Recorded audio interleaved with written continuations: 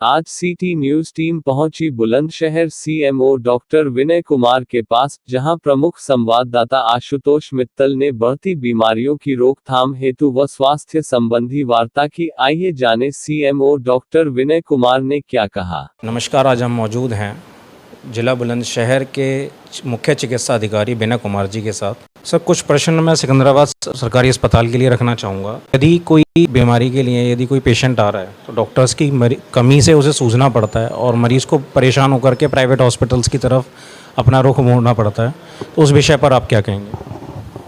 देखिए, जहाँ तक सिकंदराबाद की बात है, सिकंदराबाद में हमारा हॉस्पिटल जो है काफ़ी अच्छा है और उसमें स्पेशलिस्ट भी देखा जाए जनपद में जो हमारे हॉस्पिटल बाकी हैं उनकी तुलना में बेहतर सुविधाएं हैं, बेहतर स्पेशलिस्ट हैं वहाँ पर और अधिक से अधिक लोगों को वहीं पर सारी सुविधाएं देने की हम कोशिश करते हैं। वहाँ हमारे पास पैथोलॉजिस्ट भी है, वहाँ हमारे पास पीडियाट्रिशियन भी हैं और आई सर्जन भी हैं। धीरे धीरे जो और व्यवस्थाएं हैं, जो कमियां हैं उपकरणों की, वो सब हम पूरी कर रहे हैं और अच्छी सुविधाएं वहाँ पर मिला करेंगे। सर, यदि रात में कोई मरीज़ इमरजेंसी में हॉस्पिटल में आता है तो अधिकांशतः उससे डॉक्टर्स की कमी का सामना करना पड़ता है कि वहाँ सिर्फ कंपाउंडर वगैरह तो अवेलेबल रहते हैं, बट डॉक्टर्स अवेलेबल बहुत रेयरली हो पाते हैं, तो उस विषय पर आप क्या कहें? नहीं, ऐसा नहीं है, सबकी इमरजेंसी ड्यूटीज़ लगती हैं रोटेशन से और जो इमरजेंसी ड्यूटी जो चिकित्सक होते हैं या जो स्टाफ होता है वो वहाँ उपलब्ध रहता है और जब ज़रूरत होती है उसको ऑन कॉल बुलाया जाता है। वहीं पे रेजिडेंस बने हुए हैं, वहाँ से आते हैं और देखते हैं वो।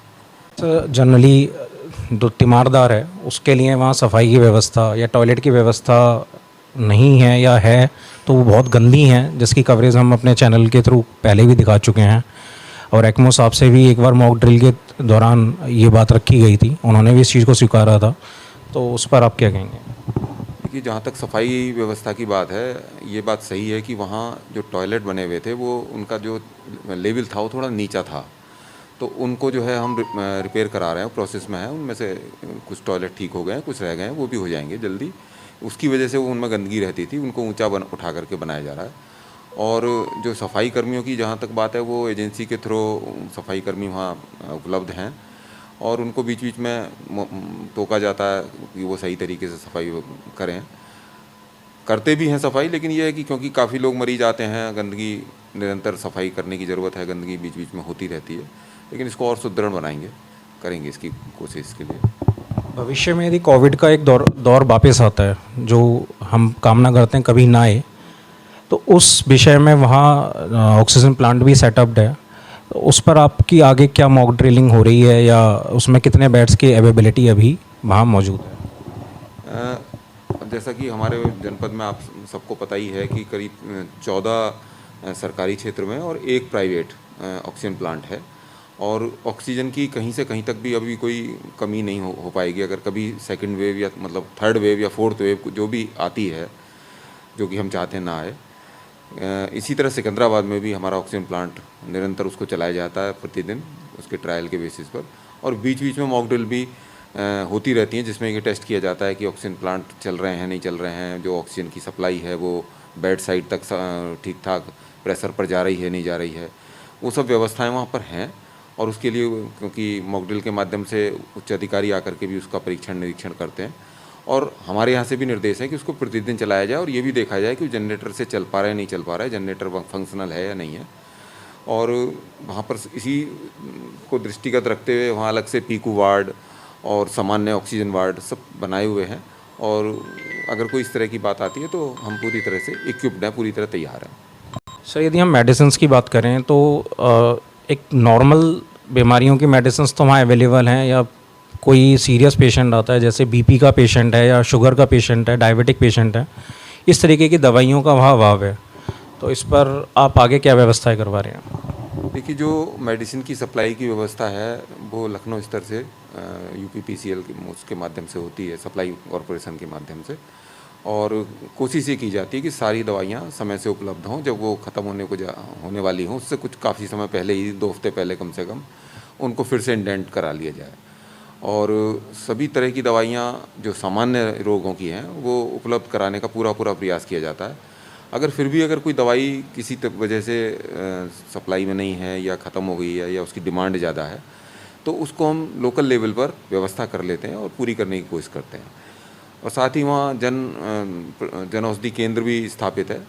अगर बहुत ऐसी कोई दवा है जो मरीज़ के हित में ज़रूरी है और उसकी हॉस्पिटल में उस समय उपलब्धता नहीं है, तो जन औषधि केंद्र के माध्यम से मरीजों को एडवाइस दी जाती है कि वहाँ से दवाई को लें। जैसा आपने जन औषधि केंद्र के लिए कहा, मरीजों की काफ़ी शिकायतें हैं कि वहाँ जो जन औषधि की दवाई हो वो अवेलेबल कम होती हैं और प्राइवेट दवाइयाँ बेचने का प्रयास ज़्यादा किया जाता है उस स्टोर मालिक द्वारा।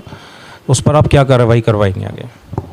देखिए, जन औषधि केंद्र जो है खाद्य एवं औषधि विभाग के द्वारा गवर्न होता है, उनके द्वारा देखा जाता है।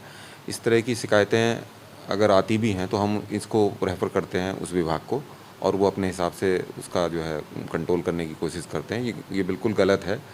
जिन औषधियों की परमिशन वहाँ बेचने के लिए दी गई है और जो रेट्स हैं निर्धारित, उन्हीं पर बेची जानी चाहिए वो औषधियाँ। और अगर इस तरह की कोई अलग औषधि वहाँ पर पाई जाती है, बेचते हुए पाए जाते हैं, तो वो उनके खिलाफ़ कार्रवाई की जानी चाहिए। और क्योंकि हमारे संज्ञान में आपके चैनल के माध्यम से ये बात आई है, तो अब इसके लिए हम ज़रूर पत्र लिख करके उनको कहेंगे, जिससे कि उनकी चेकिंग हो जाए, उनका निरीक्षण हो जाए और इस तरह की अगर चीज़ें पाई जाती हैं तो उसके खिलाफ़ कार्रवाई की जाएगी। अस्पताल में वैसे बाकी सुविधाएं तो संतोषजनक हैं। इसके अलावा हम जिला अस्पताल के बारे में भी आपसे जानना चाहेंगे कि यहाँ क्या क्या सुविधाएं मरीजों को दी जाती हैं। जिला अस्पताल में अगर देखा जाए तो जहाँ चिकित्सकों की उपलब्धता लगातार हम इस बात पे स्ट्रेस देते हैं, मानक के हिसाब से नहीं है, कम है चिकित्सक। और विशेषकर जो इमरजेंसी मेडिकल अफसर होते हैं, जो लगातार इमरजेंसी पूरे जनपद से यहाँ पर आती हैं, उनका बिल्कुल अभाव है। कोई भी इमरजेंसी मेडिकल अफसर ईएमओ यहाँ तैनात नहीं है और ईएमओ का जो कार्य है हमें स्पेशलिस्टों के द्वारा कराना पड़ता है।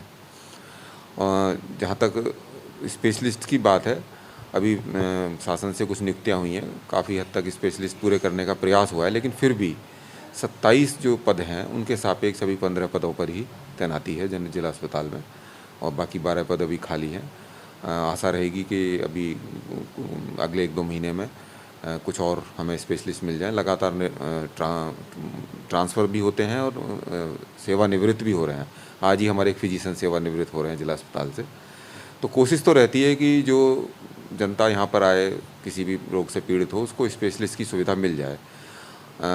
लेकिन फिर भी जो अभाव हैं उनके लिए हम निरंतर प्रयास करते हैं, शासन स्तर से उन पर तैनाती हो जाए, जिससे कि अधिक से अधिक लाभ लोगों को मिल सके। बहुत शुक्रिया सर। ये थे हमारे साथ CMO Vinay Kumar. Camera person Subhash के साथ आशुतोष मित्तल, सिटी न्यूज़।